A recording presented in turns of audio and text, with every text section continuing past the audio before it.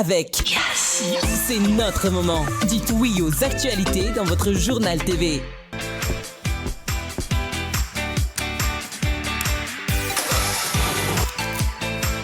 De beaux projets pour des budgets serrés. Batimax, le partenaire des bons plans.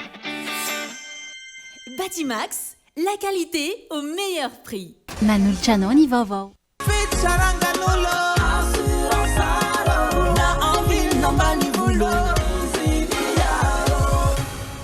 Assurance Art, dimampolo taona ny ilanao. Manulcianoni vaovao.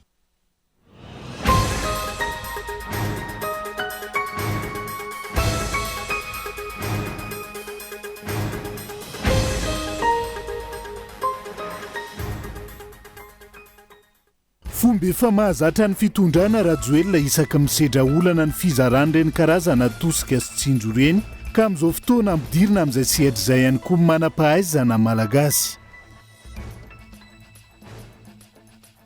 Mitaky ny fanesorana mpitondra tenin'ny filohan'ny pirenena izay nanao teny tsy voahevitra ho an'ireo profesora malagasy, mpampianatra mpikaroka Dr Henrico Denis Alexandre, izay ny vahaolana tokana ampitony ny raharaha ho ny fanehoan-kevitra.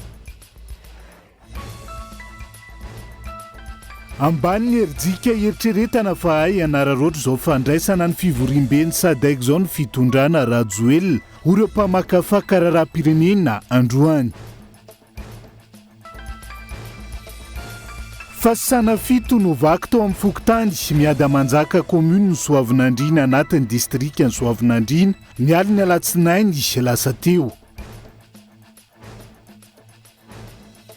Anovelany nankatoavin'ny lehibe ny tafika Israelianina ny drafitra vaovao ho an'ny hetsika miaramila ao Gaza androany taorian'ny fifandirana tamin'ny praiminisitra Israelianina ny Antsiprian'izay.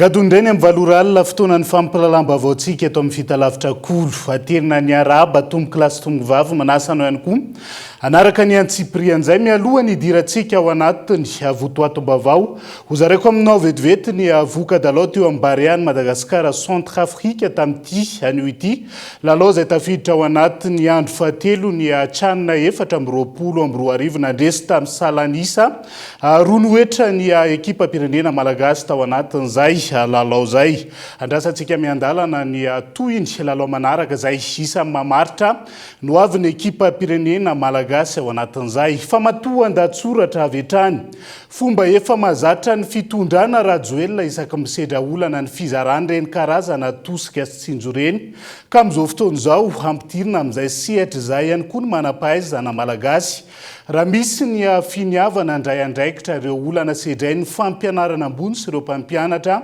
no ilaina vahaolana maharitra matoan-datsoratra. Noraisin'ny filoham-pirenena teny amin'ny elam-pampanjakana Iavoloha ireo mana-manjoto tamin'ny fanampoizinana ara-tsakafo teny Ambohimalaza. Azo fanampiana manokana ireo fianakaviana namoy havana.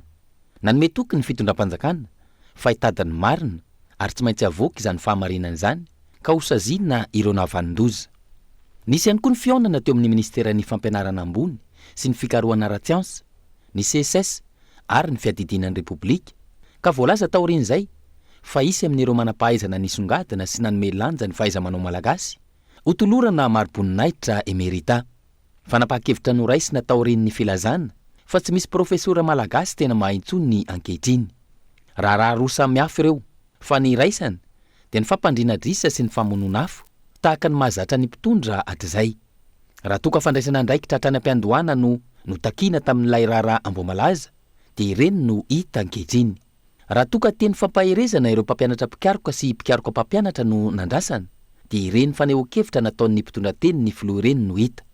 Fomba efa mahazatra ity fitondrana rajoelona ity isaky ny misedra olana ny fizarana ireny karazana tosika sy karazana tsinjo ireny ka ankehitriny ampidiriny amin'izay sehatra izay ihany koa ny manam-pahaizana.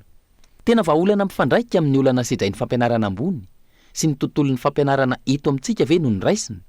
Raha tena vahaolana tsy tokony ho latsaka ny ray isan-jaton'ny PIB ny teti-bola natokana ho an'ny fampianarana ambaratonga ambony ary tokony hitombo ny teti-bola alefa amin'ireny oniversité ireny. Tokony ho jerena ny momba ny karaman'ireo mpampianatra pikaroka vacataire tsy mpiasa mpanjakana, tsy mbola voaloha nanomboka ny taona 2024 hatramin'izao andro sy ora itenenantsika izao. Tokony homena lanja ireo mpampianatra pikaroka sy ny mpikaroka mpampianatra malagasy ka hatsatra ny fanomezana tombon-dahany ireo manam-pahaizana avy any ivelany. Efa nirosony mpitondra izany teo anivon'ny Jirama, ny Armady sy ny Barea ka nanakaramana lafo be ireo avy any ivelany, saingy nahoana ny vokatra azo. Vao mainka mikorosofana avokoa ireo orinasa mpanjakana ireo. Mikorosofana satria tsy ampitraike fara-politika, tsy ampitraike farakasa, tsy manana vahaolana maharitra hitondrana ny firenena any amin'ny fampivoarana ny mpitondra fanjakana. Tsy misy firenena mandroso ka tsy hanome lanja ny pikaroka sy ny sehatry ny fikarohana. Tsy hisy fampandrosoana vanina raha mbola manjaka ny fanaovana tsinotsinona ireo manam-pahaizana ao aminy, raha mbola manjaka ny tsy fanaran-dalàna, ny kolikoly, ny kitrano an-trano, ny fanaovana tsindry azolena ary ny tsirariny. Tsy tokony hanonofy firariny tonga lafatra ny olona, hoy ny manam-pahaizana, fa tokony hanaisotra izay tsirariny hita amin'ny fiainana andavanandro.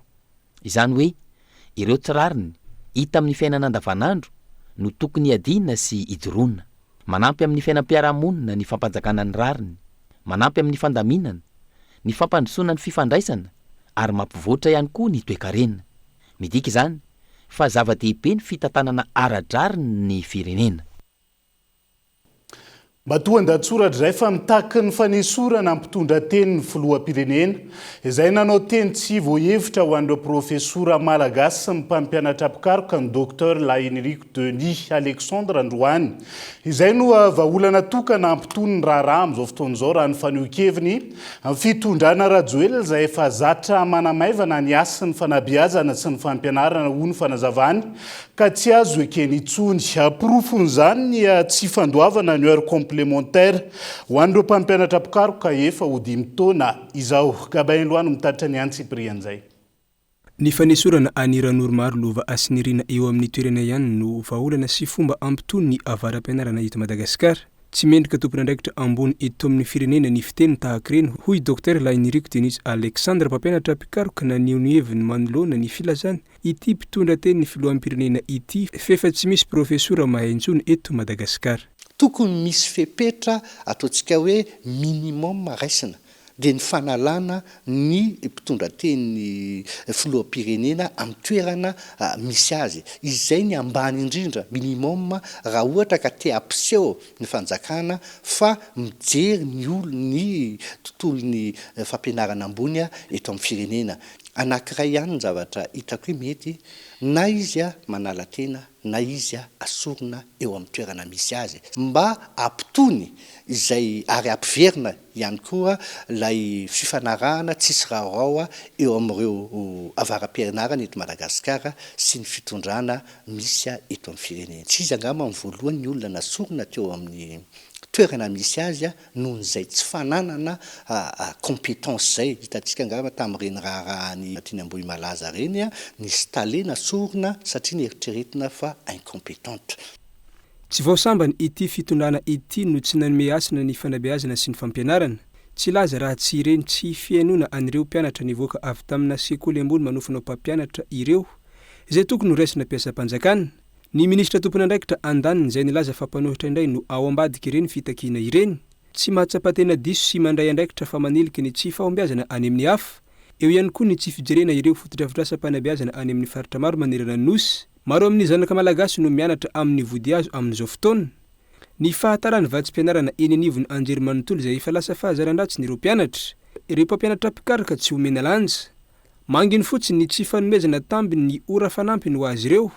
Mbola izy ireo izay mangina amin'izany indray no lazaina fa efa tsy mahay intsony amin'izao fotoana. Manam-pahaizana ary mitovy amin'ireo profesora any ivelany ihany koa ireo profesora malagasy ho hiatrany ny fanehoan-kevitra voaray. Tsy fanomezana asiny ny mpampianatra pikaroka eto Madagasikara dia efa zavatra mahazatra.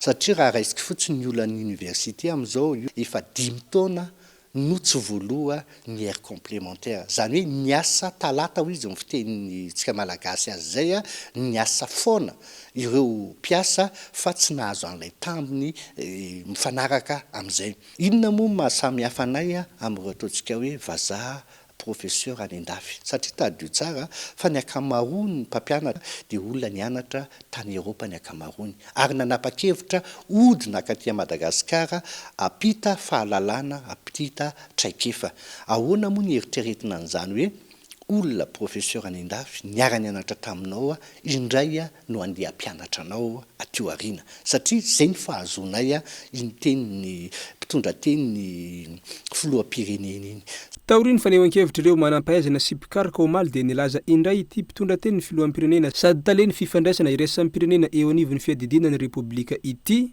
fa tsy misy nazo izay tiany ho lazaina avokoa ny rehetra ary misy mitady hamadika zavatra hafa mihitsy izay voalazany ho izy tranga zay manapirofo fa efa zatra manambany sy manamaivan'olona satria tsy masoray no nahita ary tsy sofina iray no nahareny teniny ireny fa vahoaka antapitrisa ho iatrany ity mpampianatra mpikaroka ity toy nyzay raharaha zay hatrany mitaky ny anitsina ny teny diso no lazainy mpitondra teny fiadidinany repoblika ary anaovan'ny fialantsiny ampabemaso amin'ny fianakavimbeny profesora malagasy ny fivondrona ny profesora misehatra amin'ny université mpanjakana namoaka fanambarana ny ariva teo tsy vitso izy ireo université anivela miady sisika iara-iasa sy akatrakefa amin'ny profesora malagasy noho ny fahaizana ananany reto farany ny fivondronam-beny profesora misehatra amin'ny université mpanjakana izay nanamafy fa tsy mety ny manao safibe mantsina ary ilaina trany manara-baovao sy manadiady lalina momba ny sihatra ny fampianarana ambony mialoha ny tenenana zavatra toy ireny ilaina araka izany ny fialantsiny ampabemaso raha ny votoatin'izay fanambaran'izay fa miresaka an'izay fialantsiny ampabemaso izay sika fa manohana ampabemaso ary manao fanamiana orinasa Green Madalonde ny be ny tanàna ny commune Anosy Be amin'izao fotoana izao tranga izay mifanipaka amin'ny lalàna ho ny mpanolo-tsain'ny tanàna sy ny sihatra hitambarany ray aman-dreny faritra Antsiranana ka iantsony izy ireo ny ambaratonga mpahefana maefa ao anatin'izay orinasa toana ny be ny tanàna izay mikasa analan-keriny ihany koa ireo mponina ao amin'ny Nosy Sakaty amin'izao fotoana izao orinasa no mitaritra ny antsiprian'izay efa notanterana teto amin'ny fampalalam-baovao ny Kolo TV FM fa ny olo-mpanjakana olom-boafidy sy olom-boatendro no isan'ny manao ny ezaka rehetra andehana ny tetikasan'ny orinasa Green Madalonde any Anosy Be voaporofo zany araky ny sary miparitaka amin'ny tambazotra tserasera fa ny be ny tanàna amin'ny commune Anosy Be no miaraka amin'ny solotenan'ny orinasa ny be ny tanàna Anosy Be no mandresy lahatra ny mponina ho Sakaty anaiky ity tetikasan'ny orinasa ity ary ambonin'izay manao ny fanamian'ny orinasa Green Madalonde mangataka mpabemaso zao mba tsahatra ny avy hatrany ny fikasagna politika ratsy tanjona izay manandrana mampisarika ny mponina ao Sakaty amin'ny alalan'ny fampanantenana sy fanomezana misy fikasagna miafiny. Ny andraikitry ny be tanàna dia mampiray ny mponina jiaby miaro ny tombotsoa iombona ary mijanona tsy mitanila. Kanefa ny zava-misy hitantsika eto Sakaty amin'izao dia mifanohitra amin'izeny amin'ny alalan'ny fihetsika sy fanohanana omeny orinasa tsy mbola mazava tsara hatramin'izao io fihetsika ataon'ny maire io fa tsy mampitony dia vao maika manetsika ny aiai ary manimba ny firaisan-kina ao amin'ny fiarahamonina. Nandritra ny taona maro dia tsy nisy ezaka nataon'ny commune hanamboatra ny lalana mankany Sakaty. Ao amin'ny Sakaty misy hôpitaly, misy l'école, fiarahamonina nefa tsy ary nisy fagnampiana nataon'ny commune. Ny any amin'izay mialogna faran'ny politiky ny be ny tanàna matsaro tampoko Sakaty. Tsy mba magnany olana tegna misy fa izara lobaka sy satroka misy ny marky Green Madalonde. Mendrika ny mponina ao Sakaty ny fagnajana, ny asa maharitra sy ny vokany fa tsy fihetsika fohy eritreritry hoenty miady tombotsoa manokana. Didy amandalana maro no maneho fa tsy azony be ny tanàna atao ny manao dokam-barotra na mampiasa ny fahefana nomeny vahoaka azy ho an'ny tombotsoa manokana na tombotson'olombitsy na ihany koa tombotsona orinasa tsy miankina. Maneho izany na lalàna momba ny ady amin'ny kolikoly, ny momba ny fitsinjaram-pahefana sy ny maro hafa. Ireo izay samy maneho fa miala amin'ny toerany andoavana lamandy ary mety ho tonga hatramin'ny fampidirana ponja ny tranga toy izany. Mandika lalàna ny be ny tanàna ary mitondra makany amin'ny fisarazaran'ny vahoaka ihany koa hoy ny faneho-kevitry ny zanaky ny faritany Antsiranana. Cet homme a été élu pour défendre les intérêts des habitants de Nosy Be. No fidina io be ny tanàna io mba hiaro ny tombontsoan'ny mponina ao Nosy Be fa androany miasa ho an'ny orinasa tsy miankana Green Madaland ny ben'ny tanàna.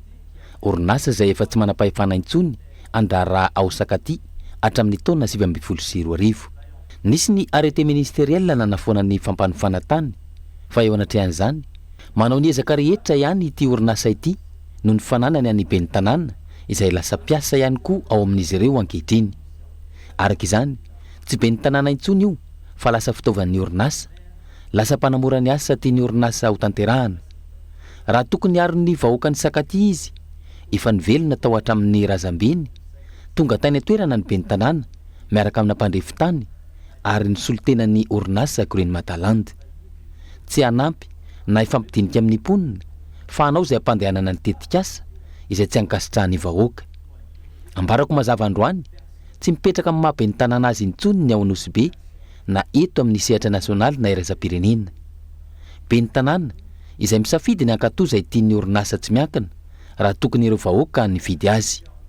Tsy hoe tsy faiza mitantana fotsiny izany fa fivadiam-pitokisana. Ce n'est pas de l'incompétence, c'est une trahison. Mitarika fisaraham-baza ny vahoaka ao Nosy Be izao fihetsika mampitondra-tena ny ben'ny tanàna izao, hoy ny eo anivon'ny fikambarana Sirfa na ny sehatra hitambarany ray aman-dreny ny faritany Nantsiranana. Ireo ray aman-dreny ireo izay mijery ny zava-misy ao amin'ny Nosy Sakaty amin'izao fotoana izao. Ny mera Nosy Be Ali Abodo io zany tena fositra ato mihitsy satria efa misy intimidation maro ary menasy mihitsy. Zany ny zava-misy ato ka metsika namandro mihitsy izy mihitsy ny manamora zany satria miteny zareo fa io fanjakanany araka ny tenindreo na teo ny resaka fa maromaro ny ezaka hoe fa tsy nahomby zay fa nisy mitady misisika ihany zany Green Madaland zany ato Sakaty. Nanomboka tamin'teo reo nanao publication zay nitondra famatsiana lampadaire, misy fanafody, misy fitaovam-pianarana. Ny fitaovana netindreo taty zany tsy niraisy ny hôpitaly ny fanafody, tsy niraisy ny école ny fitaovana fiampianarana zay nomeny taty zany hoe mba nampitamazy. Misy mpisandoka tato, mpisandoka président Fokotany. Président Fokotany ty zany izy volana fa président Fokotany izy nampiditry reo tao de nandray ireo fitaovana reo zany andeha hoentina ty saingy tsy niraisy ny toerana nanaovana azy. Ka io koa moa zany efa mivory koa zany ireo ato zany andre fepetra manokana koa zany hoan'io iza le président Fokotany io. Tsy misy mangarahara zavatra ataony Green Madaland io. Orinasa izay tsy manara-dalàna fa mikasa analan-keriny ny mponina amin'ny Nosy Sakaty, io orinasa toana ny ben'ny tanàna io ho iatrany ny sehatra hitambarany ray aman-dreny amin'ny faritany Nantsiranana. Orinasa izay rehefa avy nanao ny karazana raha matahora samihafa tamin'ny fampiasana mpitandro filaminana ho an'ireo izay vahoaka manohitra ity tetikasa ity, io miroso amin'ny fanambatambazana io indray. Asa nanao ny fahatsapana fa tsy manara-dalàna izy ireo no antony mahatonga ny orinasa Green Madaland nanova paikady nanomboka tamin'ity volana aogositra ity entina azahoana io tany ao Sakaty mirefy 720 hektara io. Miroso amin'ny fizarana fitaovam-pianarana, manao hetsika ara-pahasalamana sy asa sosialy samihafa izy ireo akana ny fon'ny vahoaka rehefa tsy nandaitra ny raha matahora tany aloha. Orinasa izay tsy manara-dalàna ary tsy manandraraha ho Sakaty intsony androany raha ny lalàna. Ny fifanarahan'ny orinasa Green Madaland sy ny fanjakana izay efa foana tamin'ny taona 2022 nandalo tamin'ny filan-kevitry ny minisitra zany. Nisy ny didim-pitondrana noraisina nanamafy azy ary ny vahoaka ho fantatry ny rehetra tamin'ny gazety Mpanjakana. Raha tany amin'ny hektarany maro no resaka eto, fikasana anala vahoaka malagasy amanarivona amin'ny toeram-ponenana izay efa niaina ny anjato taonany maro. Malagasy no voakasika mivantana fa mangina iandrajoelona na fantatra aza fa mahalala ity raharaha ity. Fanginana izay toa mendrika fanomezana vahana ny baranahana sy ny fandikan-dalàna eto amin'ny tany sy ny firenena hoy ny faneho-kevitry ny mpanara-baovao. Sa ho toy ilay rahabohinina ihany ka ilaza fa tsy mahalala. Ny fanjakana izay mampiasa ireo olom-boatendry sy olom-boafidiny ny fotony ampandehanana ity orinasa ity ary androany voapirofo fa manao maillot ny Green Madaland mihitsy ny ben'ny tanàna. Andrasana ny toy ny raharaha. Arak'izay andrasantsika ro ezahana ho taterina miandalana ato anatin'ny fampalalam-baovao ihany mahakasika an'ity raharaha Sakaty ity izay andrasantsika ihany koa ny fanadihadiana manokana hoentina eto amin'ny Kolo TV tsy ho ela mikasika izay. fa ambany ny herijika eritreretana fa ay anararoatra izao fa andraisana ny fivoriana sady aika izao ny fitondrana rajoelona oreo mpamakafaka raharam-pirenena nanaovana fanadihadiana androany Madagasikara izay tsy manana vokatra azo tsapahitanana raha misihatra ny toe-karena amin'ny mampikambana azy ao anatin'izay vondrona sady aika izay onona saina. Varina amin'iseo velany ny fitondrana fa tsy vonina hitrandraka ireo fanararoatra amin'izao fandraisana ny fivoriam-ben'ny SADC izao. I Madagasikara izay tsy mbola migoka ny tombontsoa tokony ho azony amin'ny mampikambana azy eo anivon'ity vondrona ity raha eo amin'ny sehatra ny toe-karena. Rehefa ao anatin'ireny vondrona ara-barotra iraisam-pirenena ireny moa dia ny anisan'ny tena kajiana ary tena mban-toerana be mampisy an'ilay lanjan'ny firenena anankiray ny fahatanjahany voalohany aloha raha toe-karena. Madagasikara zany raha oharitsika amin'ireo firenena hafa 12 ireo dia ahasokajiantsika any amin'ny fa-14 any amin'ireo firenena afrikanina mpikambana ao anatin'ny SADC ireo marefo zany toe-karena anatintsika dia any ka tsy manana izay anjara toerana izay tsy bahanan'ny Afrika Atsimo bahanan'ny Botswana fotoana zany ho an'ny ity fivoriana ity ho an'ny Madagasikara histomana aloha an'ireo heverintsika rehefa tsy mahazo vahana antsika any amin'ireo bailleurs de fonds traditionnels dia fotoana zany zao mba hisariantsika aloha farafaratsiny ireo firenena mba heverina fa matanjaka tahaka ny Afrika Atsimo mba hampiasa ny voly any aty Madagasikara. Oharina amin'ny fandaniana ataon'ny fitondram-panjakana amin'ny fandraisana fivoriana sy fihaonam-be iraisam-pirenena toy izao sy ny tombontsoa azo eo amin'ny sehatry ny toe-karena sy ny fifanakalozana ara-barotra azo ambara fa faty antoka ho hiatrany ny fanazavana. Ity taona ity izay fararanona fandraisam-bahiny ho an'i Madagasikara fa hatreto tsy nisy vokatra mivantana irosona makany amin'ny fampandrosoana. Malaza fotsiny ho azo ny filoham-pirenena eto Madagasikara ny fitantanana zany SADC zany ary andray an'ny fivoriam-ben'ny SADC atsika eto Madagasikara fa ny olana mipetraka ho anay tanora sy ho anampitarika tanora sy ny tanora tarisako eny mety sy izay irery dia tsy mazava tsara aminay hoe inona moa zany le tombontsoa ary inona ho an'ny firenena sy ho an'ny vahoaka ato aminy le zavatra misy fa hatreto moa dia tsy mazava tsara hoe anao inona dia ho aiza dia makaiza. Hatreto anjarantsika moa aloha zao no mitsara hoe firy ny tanora mahazo asa, firy ny tanora manana asa, tsy fanenjehana be fatany fa mijery ny réalité tsika. Ny maro anisa nona ary tsisy mandeha amin'izay lony ihany koa ny fiainam-bahoaka amin'ny ankapobeny dia izay zavatra izay no mahatonga ana miteny hoe hitarika atao hoe crise ara-tsosialy vaovao eto amin'ny tany sy ny firenena izao raha izao no mitohy. Fandraisana ny fivoriam-be mandray ny fitantanana mifandimby amin'ny mafilohan'ny SADC ireo no isan'ny tombony ho an'i Madagasikara fa hatreto raha tarafina amin'ireo fiainana ny tampony efa niraisitsika tsy any amin'ny fikatsana ny tombontsoa-pirenena fikatsana ny anatsarana ny toe-karena eo amin'ny fifandraisana iraisam-pirenena no imason'ny fitondrana fa variana amin'ny serasera sy ny seho ivelany ka mahakely ny herijika sy fanantenana amin'ireo karazana fampiantranona raha ny faneho-kevitra hatrany. Nanomboka androany 3 Aogositra tamin'ny alalan'ny fotoam-pivavahana ny synodina lehibe ny fiangonana FJKM mandihan'ny faharoapolo izay atao Antolanyiaro amin'izao fotoana izao. Lohahevitra nentina Nana Maria anjanony hoe maefabe mandrakariva amin'ny asan'ny tompo lahadinika sy asam-bomera ary fividianana maro no tanterahana mandritra ny 7 andro. Tojonindrina tahiry no mitatra ny Antsiprian'izay. Nosokafana tamin'ny fomba ofisialy androany ny synodina lehibe fanao isaky ny 4 taona eo anivon'ny fiangonana FJKM tanterahana ao Antolanyiaro. Synodista sy mpitandrina manodidina ny 500 no tonga manatanteraka izany. Nandritra ny fotoam-pivavahana androany no nanamafisa ny Dr Andriamahasoa Irako Ami ny fanazavana ny sain'ny kristianina manoloana ny siosiondresaka miely amin'izao fotoana izao. FJKM manahoana no irin'ny tompo atao anatin'izay fatrona mavo izao.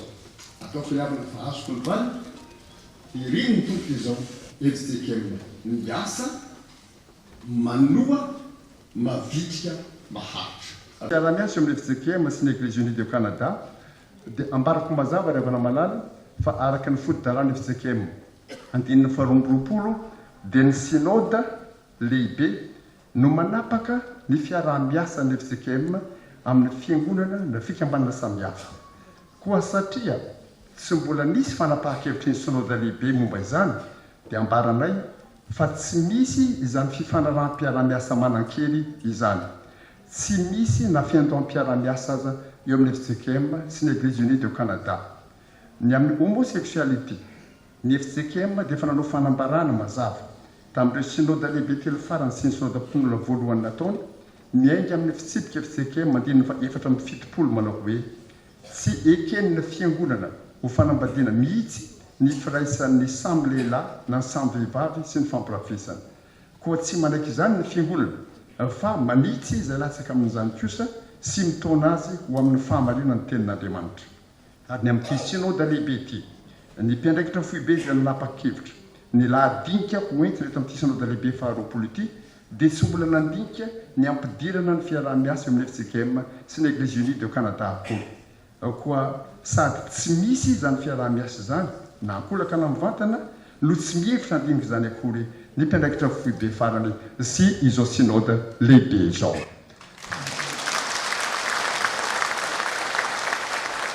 Na tonga solotena sy mirary soan'ny FJKM avokoa ireo fiangonana mpiara-miasa amin'ny FJKM na avy eto an-toerana na avy any ivelany. Ny ministry ny fitsarana no nisolotena ny fanjakana tany an-toerana. Miarahaba ny fiangonana FJKM, fiangonana Jesosy Kristy eto Madagasikara. Amin'izao fahatratrarana n'izao fotoana anatanterahana n'izao synode faha-roapolo izao. Ny atao hoe teny avy amin'ny FFKM dia ny firarian-tsoa eny any amban'Andriamanitra fahasoavana isika mianakavy ka hatotosa soamatsara ombany fiarovany fanahy masina izao fikasana sy izao andro lehibe ijerena mandrakariva ny fanohizana ny asa fanompoana ijoroan'ny fiangonana FJKM eo anivon'izao tontolo izao. Antony iantson'Andriamanitra antsika ihany koa dia ao anatin'ny fiangonana tanteraka ny fiangonana satria iray ny batisa, iray ny finoana, iray ny lanitra ary iray ihany koa ny mandrakizay zay banjinitsika rehetra. Koa dia mirary soa ho anareo rehetrarehetra tsy akanavaka ka hototosa ny fanirianareo rehetrarehetra zay eo ambany fitarian'ny fanan'Andriamanitra ka hihariharian'ny voninahitr'Andriamanitra. And its global family of 36 member churches. Amin'ny anaran'ny Council for World Mission na ny LMS teo aloha sy ny fianakavian'ny fiangonana 770 izay mikambana ao amin'ny LMS maneran-tany no hitondrana ny fiarahabany sy ny firaritso omba pahasoavana ho an'ny fiangonana sy ny mpizaika rehetra amin'izao fotoana izao. The people of Madagascar, but also the world and the body of Christ. Ny synode ny fivoriam-be faratampony eo anivon'ny fiangonana FJKM ka hanapahana ny fitantanana ny fiangonana ao anatin'ny 4 taona manaraka ary faranana amin'ny fifidianana izay filoha vaovao hitantana ny fiangonana an'olo ny pasteur Dr Andriamaso Ami. Aritra 7 andro ity synode lehibe ity.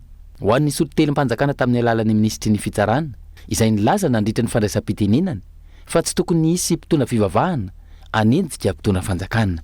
Raha ny faneho-kevitry ny filohan'ny FJKM teo aloha ny pastora Lala Rasendra Asina dia nilaza fa tokony hitenen'ny marina ny fiangonana amin'ny maharay aman-dreny azy ary tsy tokony ho raisina ho fanaratsiany izany. Fa manodidina ny 5 miliara ariary ny vola nampiasain'ny fitondrana rajoelina tamin'ireo fodrafitrasa tsy lara-pamena teleferika lalabe migodana Kianjanbaria raha ataony akajy tsotra amin'izao fotoana izao. Fandaniana goavana izay tokony natotona tamin'ireo fodrafitrasa mpampandrosoana marefoka nefa iankina ny aim-bahoaka sy ny firenena raha tsy ilaza fa tsy ny hôpitaly ny fodrafitrasa mpampianarana ny fitaovana mpamokarana sy ny sisa raha te hampandroso marina ny firenena ampitondra ho ny mpamakafaka politika nanaovana fanadidina tsara Soarvelo. Oskafana andro vitsy ho an'ny daholobe ny lalame migodana 20 kilometatra isokatra amin'ny ampahany ihany koa ny teleferika rehefa ela nanaovana fanandramana ny Kianjanbaria izay lazaina ho manara-penitra tsy mety mahazo fankatoavana avy amin'ny kafatra amin'izao.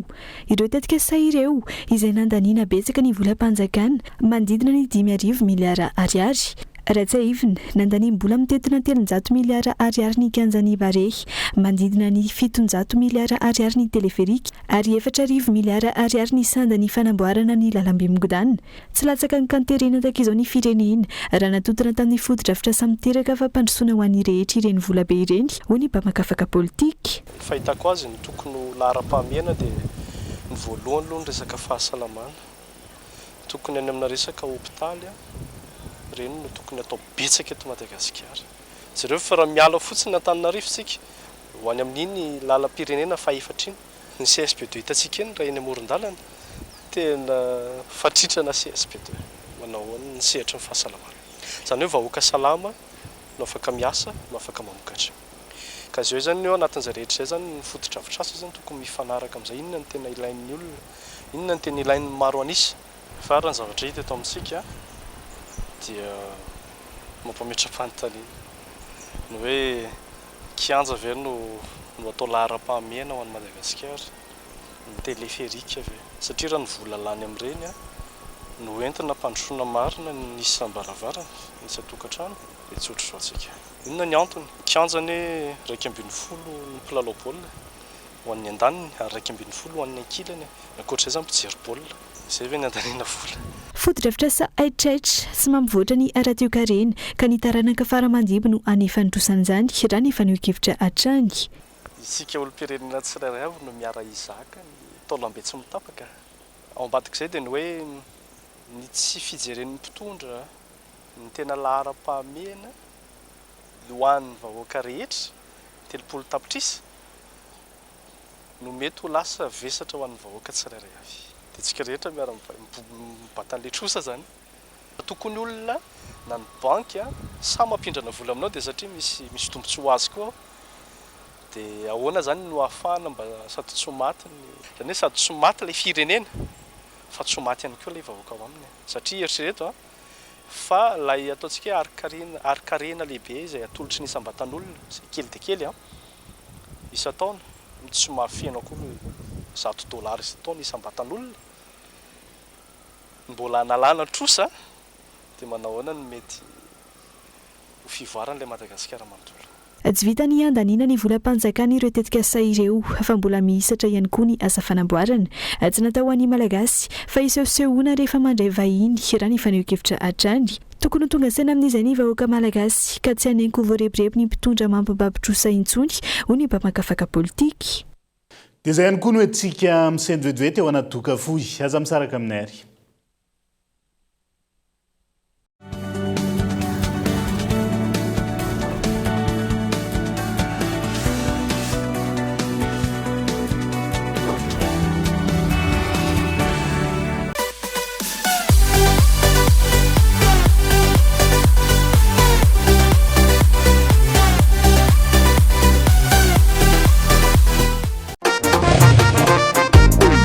Innan moto tena tsare sady matanjaka no maharitra afinaritra mitonga zay cross tsy matetena fa mora ampiasainy fenoma zay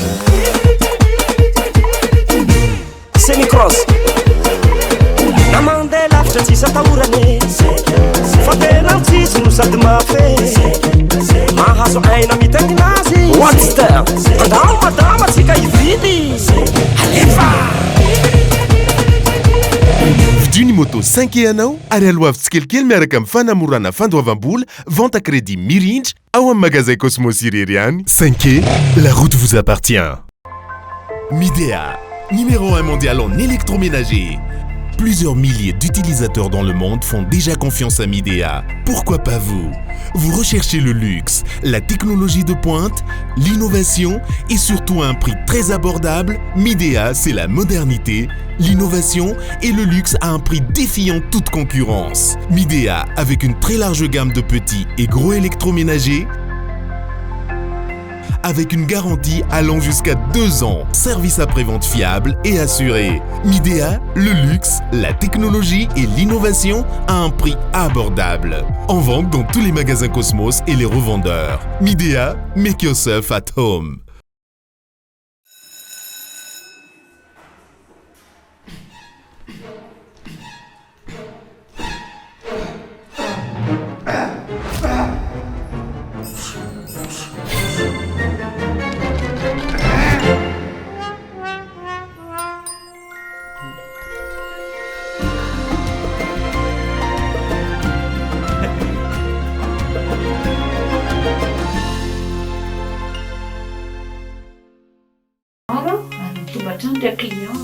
sarobidy aminakà loatra la famille kely mivanta crédit mirindra io za afaka magnanie zara ilendreo tantrano ya pitendra fa maneno sakao nefa tsy nanana fahafanana ny anina instrument complet mihitsy amin'ny nefa androany miaraka amin'ny rindra tanteraka ny folo nampivoatra ny fiainan'olona maro teto Madagasikara vanta crédit mirindra ary raha ianao miaraka amin'ny mirindra tanteraka ny fikasanao Libéreo.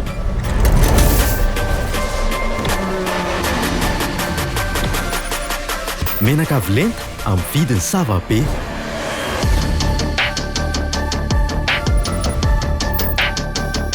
Tanjaka performance daholo sana tena mitaiza moteur ty lupie mapiena dépense Premium Lube Jovena, Lubéré la performance. Jovena, source d'énergie. Jumbo poulet, lasa rojato ariary. Jumbo, ampiapatsiro nandroko. Retrouve dans tes magasins habituels les 40 couleurs et les feutres Big Kids, les ardoises et marqueurs Velleda, les correcteurs Tipex, les crayons Écolution et les stylos Bic Cristal. Vive la rentrée avec Bic!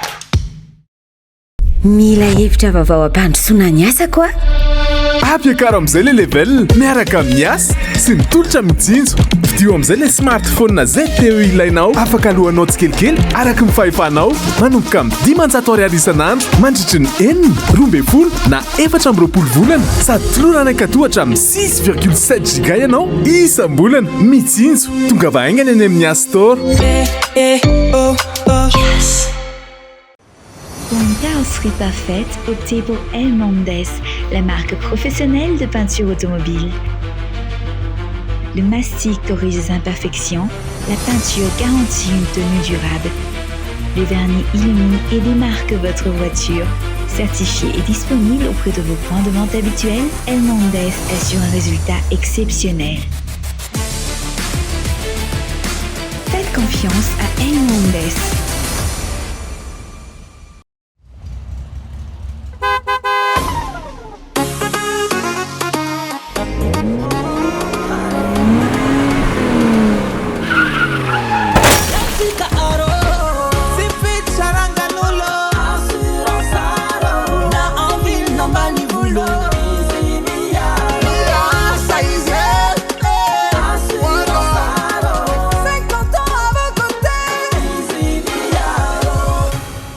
Assurance Art, dimampolo taona ny ilanao.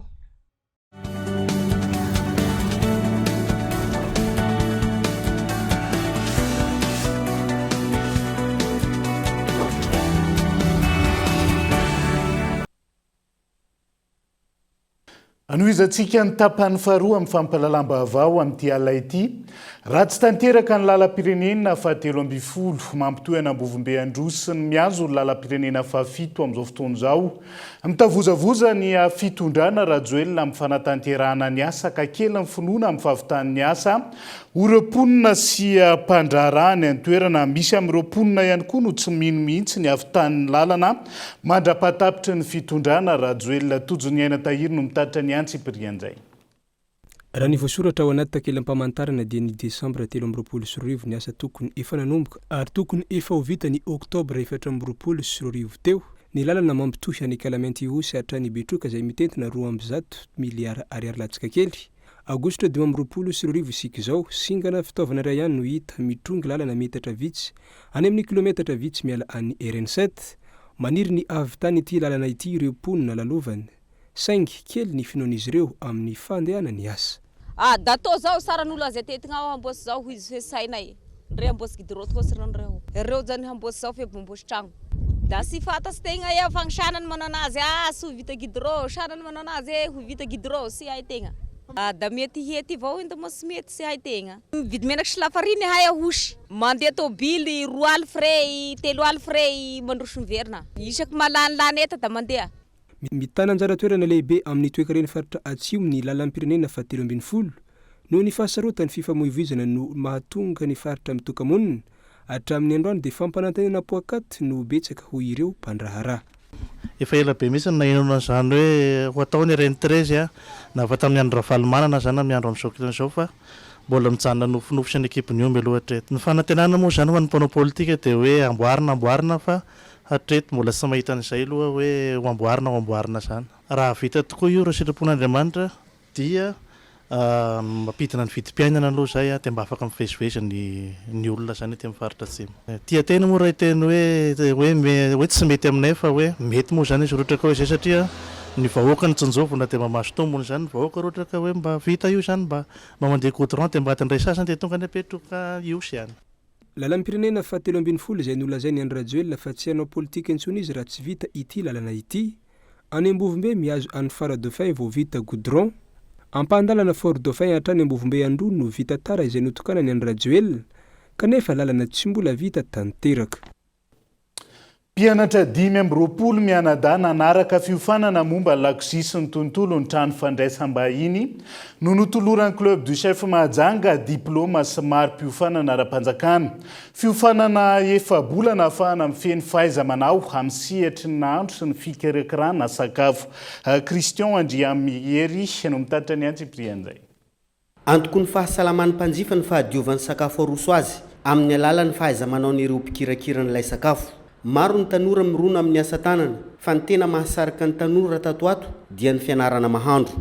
Manamora sy manampy ireo fifehezana mahandro amin'ny karazany maro zareo ato amin'ny Club du Chef izay misehatra tamin'ny fampiofanana nandritra ny 5 taona lasa izay teto an-tampon-tanànan'ny Mahajanga. Ara-panjakana ny diplôma sy ny mara-pahavatam-piofanana tolotry ny Club du Chef ho an'ireo mpiofanato ka 520 mianadahy ireto andiany farany reto no nitolorana izany ny farany herinandro lasa teo ahafahana mandraindray ny andiany manaraka sy ireo te hisitraka fiofanana ato anatin'izao fialan-tsasatra izao.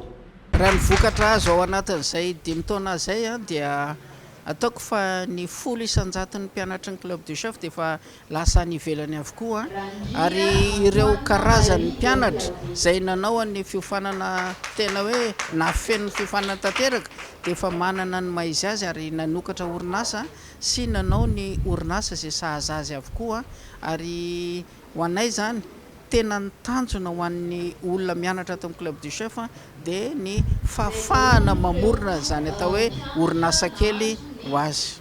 Matianina eo amin'ny fahaizana mampita fiofanana amin'ireo mpiofana ny Club du Chef izay manana fitaovana ampy enti mampita ny fianarana tao io.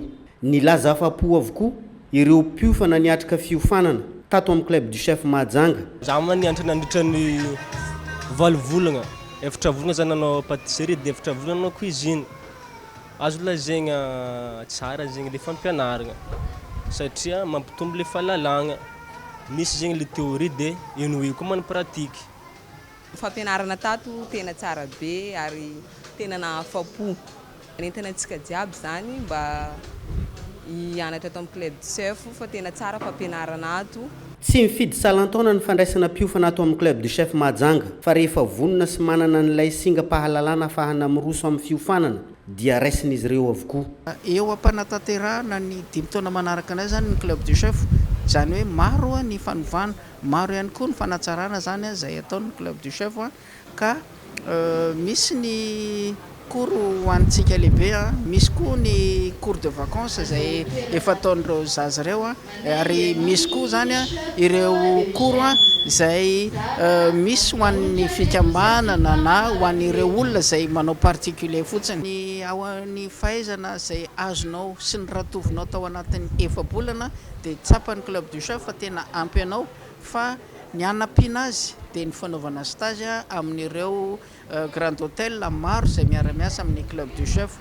Teny filamatra ny Club du Chef ny hoe hanampy ny hafa mba ahafahan'ny mpiarabelona miotra amin'ny fiainany. Fandraisana anjara amin'ny alalan'ny fampandrosoana raha teo zany ao anatin'ny fikirakarana sakafo ara-pahasalamana. Ijanona ny mahajanga izay hatranisika isan'ny fikambanana matanjaka ao amin'ireny vohidry boeny ny AGBM na ny association Gas Boeny miarady izay tarihan'ny filoha amboninahitra sady filoha namorona ny fikambanana i président Asi vorolanina ny mpikambana rehetra avy amin'ny fokotany 20 tao mahajanga namonjy ny fiona be no sady fotoana natokana ifampiarabana tratry ny taona ihany koa ny alahady 10 ny volana aogositra lasa teo tao ambanja toalaza Anja Robert Kolmanjanga no mitaditra ny antsiprian'izay. Tsy mbola nisy fety nataon'olon-tsotra mpitarika fikambanana toy ity nataon'ny président Asi teto Mahajanga ity hatramin'izay ka hatramin'izao. Lanonana tsy manam-paharoa natao teto amin'ny banja toalaza noho ny abetsahan'ireo mpikambana eo anivon'ny AGBM na ny association Gas ny Boeny miarady izay tarihin'ny président Asi filoamboninahitra ny fikambanana no sady filompanorona izany. Teo amin'ny 3 ora teo no nigadina tao amin'ny banja toalaza i président Asi no tsenain'ireo mpikambana tamin'ny fomba manetriketrika. Taorian'izay nitety ary niaraba ireo mpikambana avy amin'ny fokotany 40 mandrafitra ny distrika ny Mahajanga voalohany ity filohan'ny fikambanana AGBM ity tamin'ireo trano eva rehetra misy ireo mpikambana tsirairay.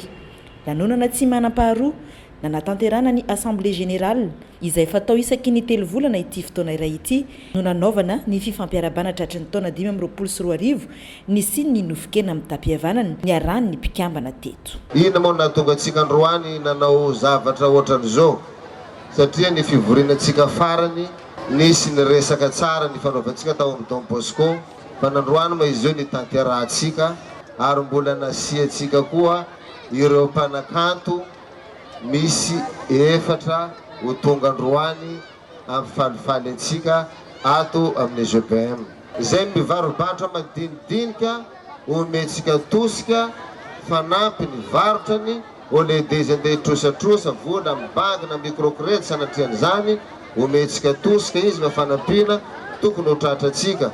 Araka ny tenin'ny président teo atsika moa nanao fanamby amin'ny zeny zanaka atsika ato afaka BPC CP iaraka atsika anao fety anatreny ray aman-dreny fa asa moa izy io misy le président afangarotsika miaraka amin'ny baka dia mba mitambatra amin'izay mba tsy miverimberina atsika. Ny faharoa manaraka an'izay ao koa misy moa ny délégué tsika reo misy izy ireo anaovako fisaorana manokana koa satria manao ny ainy tsy ho zavatra mitsipaipaika any anivon'ny fokotany ao anivon'ny secteur ka nandroany zany atsika hanolotra ny marim-pakasitrana sy miaraka ranomboakazo kely izay voatsirambin'ny tanana na dia tsy lehibe fa ataovinareo sotro ranony akoho efa miomankomana matsika rehefa vita ty fety ty eo atsika zany miditra amin'ny deuxième vague amin'izay fifanampiana koa amin'izay namatsika mivarotra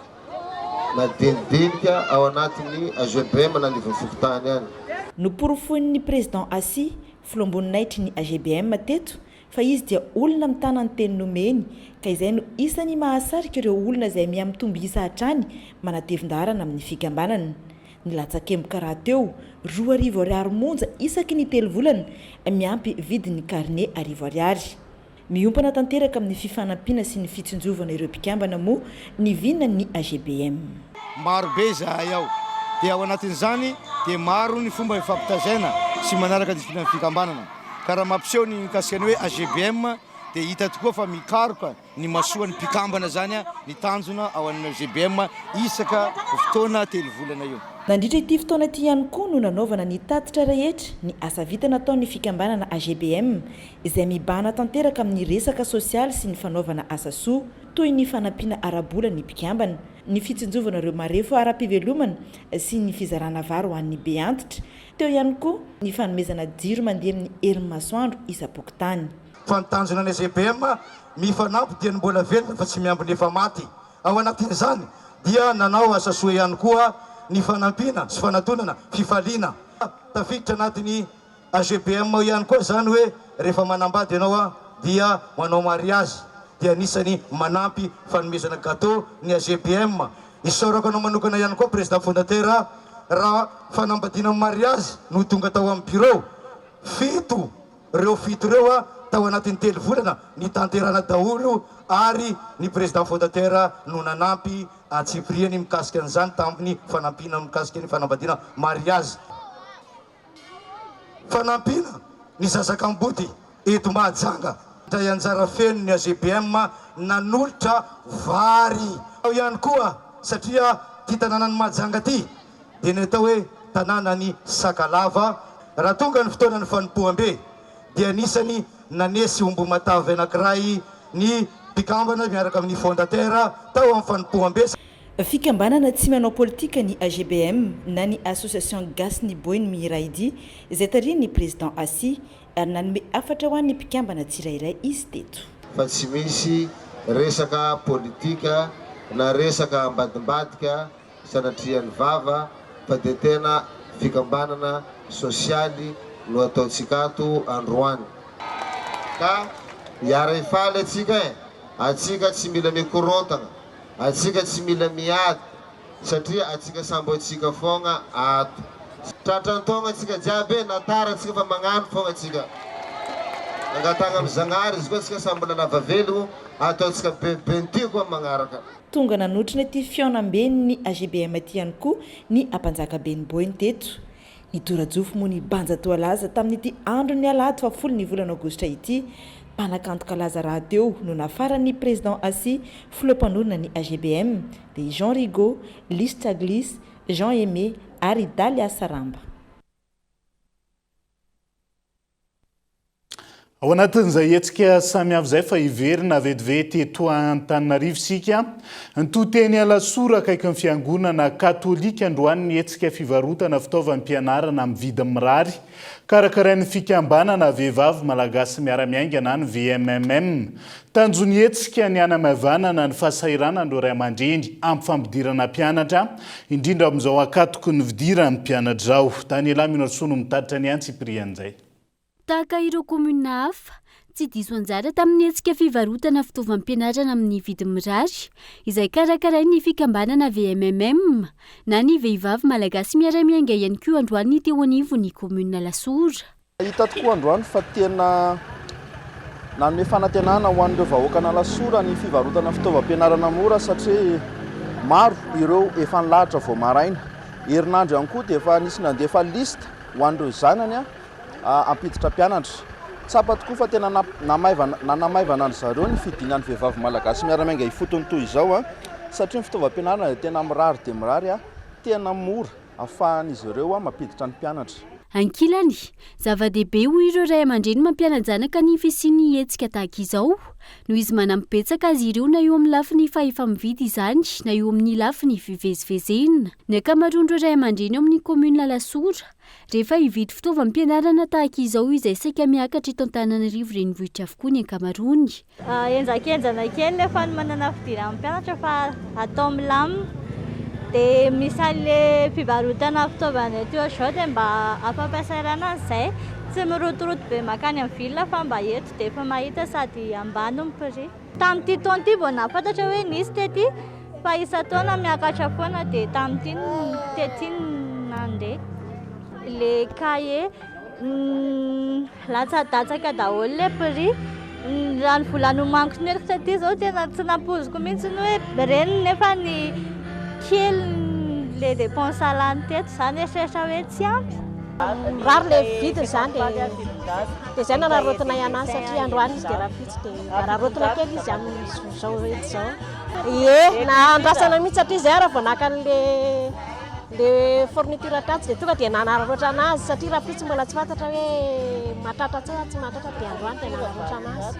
Ankoatra ireo ray aman-dreny mampiana-janaka, isan'ny tonga nanjifa fitaovam-pianarana teto amin'ny fikambanana VMMM na ny vehivavy malagasy miara-miainga teto Alasora ihany koa androany ny fikambanana mpanao asa soa, Solidarité Progressiste na ny fikambanana sehatry ny olona lipan-drosoana. Zava-dehibe ny hetsika fanampiana ny mpiarabelona tahaka izao hoy ireto farany. Izay moa izany no mijoro eto dia amin'ny maha fikambanana mpanao asa soanay fikambanana izany misehatra amin'ny resaka ara sosialy. Ka velom-bolo moa zahay raha vao naheno ny fisian'izao hetsika fanampiana ny mpiarabelona izao.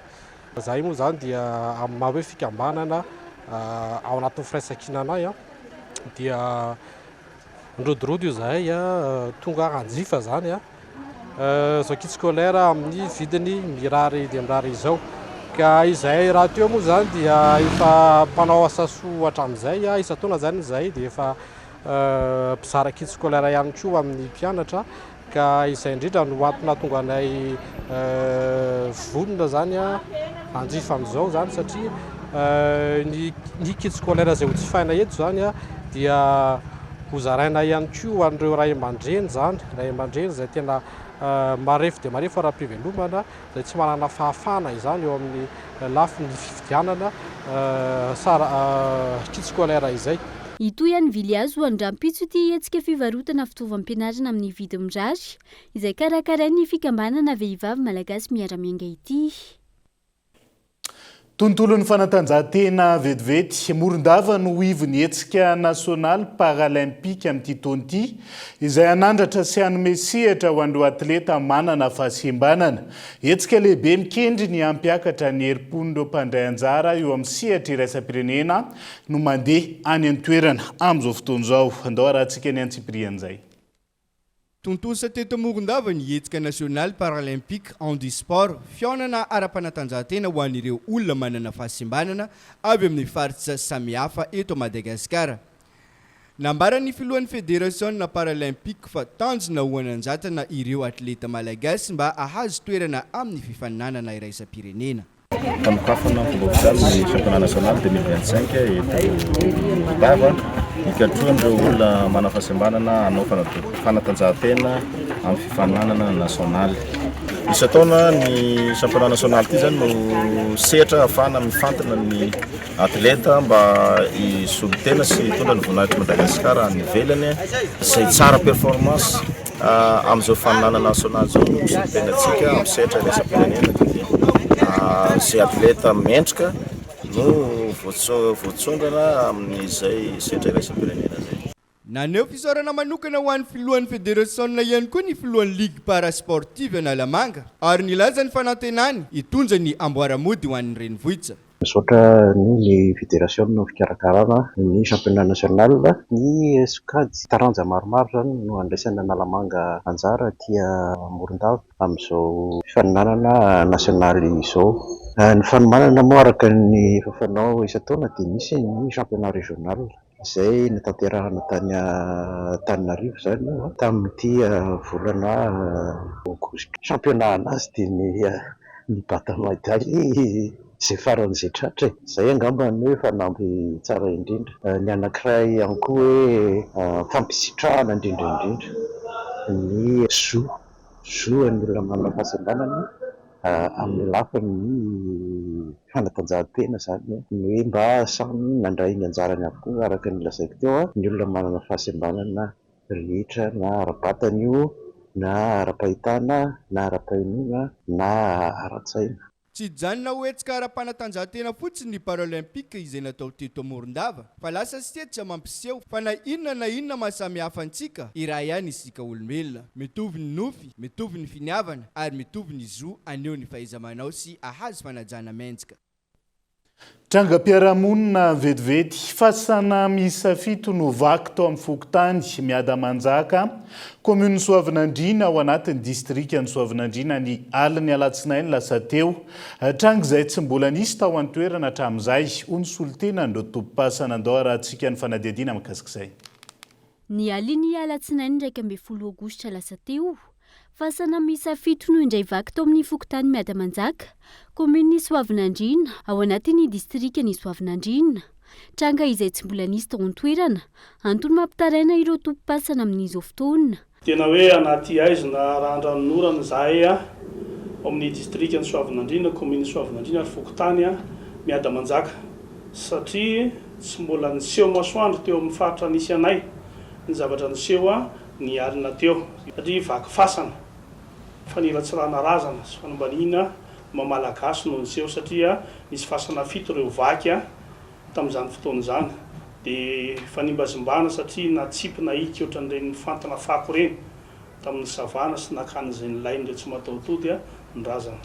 Hatramina tany aloha moa sy hatramina tsiarovana tena mbola tsy nahino an'izany zahay teo tany razanay teo Miadamanjaka Soavinandriana commune Soavinandriana fa dia niseho izy amin'izao andro 2022 izao tena mahaontsa tanteraka.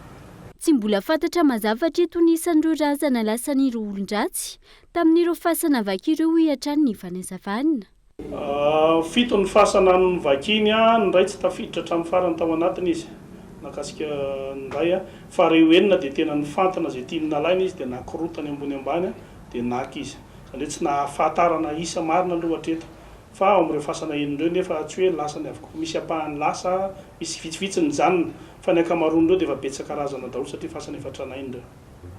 Mino fa mety hoe misy zavatra hafa sa fomba hafa zay tsy fantatra moa ny an-tsainy zareo satria raha hoe misy antony manokana mety ho fasana ray no nataony fa nanesy ohatran'ireny karama ireny mihitsy zany ohatran'ny hoe andeha hitady dia mihaza satria fasana 7 nasesy misy sasany tsy voavaha moa zany dia sasany zay voasokatra zany zay tafitana dia efa nidihany zareo zany efa azo manokana mihitsy zay tanjana hoe inona tiana atao ny fasana. Tsy voazoano na renesana vaky fasana tahaka izao teto Madagasikara saingy hatramin'izao tsy fantatra marina izay tiana antony na ireo ady-domikotrika izay vaky fasana izay. Ndray-bava mikasika amin'ny maresaka iraisam-pirenena nankatoavin'ny lehibe ny tafika Israeliana ndrafitra vaovao ho an'ny hetsika miaramila ao Gaza androany taorian'ny fifandirana tamin'ny praiminisitra Israeliana.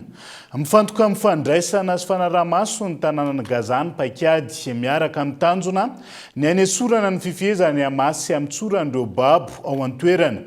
Vondrona iraisam-pirenena maro no nanohitra ndrafitra no loza amin'ny tatao amin'ny zon'olombelona ao Gaza. Mitoeraka izany ny fanapahariana miaramila goavana ao Gaza manoloana fifandirana amin'izao fotoana izao. Mifarany eto ihany koa ny fiarahantsika ho any androany naiza misy anao ankasitrahako ianao nanaraka ny fampalalam-baovao hatramin'ny farany. Manapitafa ho amin'ny rapitro indray ary tombo kilasy tombo vavelo matompoko.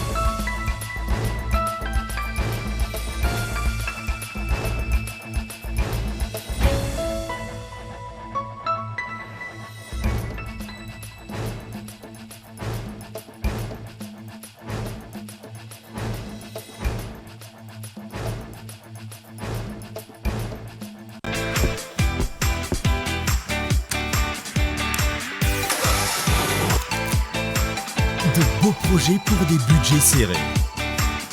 Batimax, le partenaire des bons plans.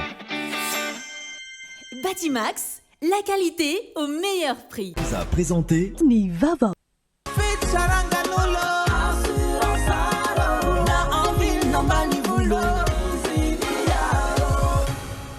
Assurance Art, Timampolto Nanilanao. Vous a présenté Nivava. Avec Yassi, c'est notre moment. Dites oui aux actualités dans votre journal TV.